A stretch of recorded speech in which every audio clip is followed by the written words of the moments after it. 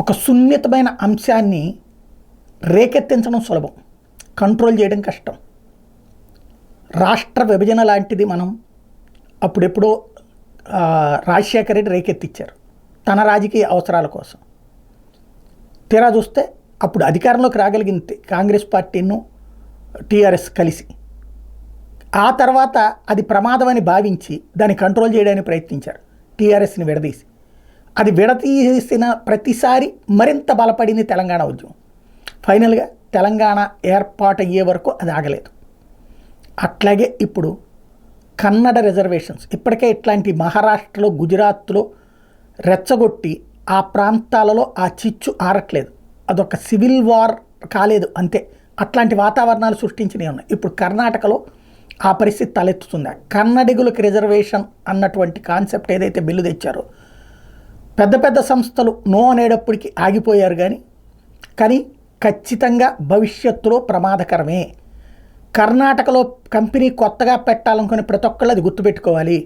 ఒక్కసారి బిగిన్ అయ్యాక గొడవలు, గతంలో తెలంగాణలో ఏం జరిగింది, అలాంటి పరిస్థితులు తలెత్తుతాయి రేపొద్దున కర్ణాటకలో. అట్లాగే ఉన్న కంపెనీలు కూడా సేఫ్ ప్లేస్ ఎంచుకోవడం బెటరు.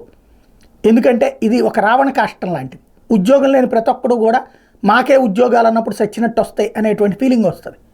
నిరుద్యోగం అనేటువంటిది అర్బన్ ఏరియాల్లో ఎక్కువగా ఉంటుంది. ఇది నిరుద్యోగం కాదు, చిరుద్యోగం. అంటే చిన్న ఉద్యోగాలు నచ్చవు, పెద్ద ఉద్యోగాలు కావాలంటే అవతలోడు పోతే చాలు అనుకుంటారు. ప్రభుత్వ ఉద్యోగాల్లో ఆంధ్ర వాళ్ళని పంపించేయాలనుకోవడం దగ్గర నుంచి ప్రారంభమైనటువంటిది తెలంగాణ ఉద్యమం.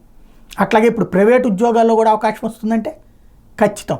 ఒక కర్ణాటకలో అది జరిగిందనుకోండి, ఇప్పుడు రేపు పొద్దున అది అక్కడ లోకల్గా కాంగ్రెస్ పార్టీ సంక్షేమ పథకాల అంశం పక్కెళ్ళిపోయింది కాబట్టి ఇక అది రంగంలోకి తీసుకొచ్చింది.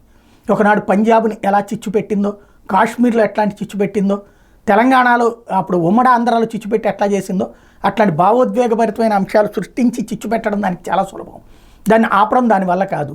ఇప్పుడు ఇది మళ్ళీ తీసుకొచ్చేటటువంటి పరిస్థితి వస్తే, అదే రేపు పొద్దున అన్ని రాష్ట్రాల్లో వస్తే అప్పుడు ఏమవుతుంది? దేశంలో సమరసత సాధ్యమవుతుందా?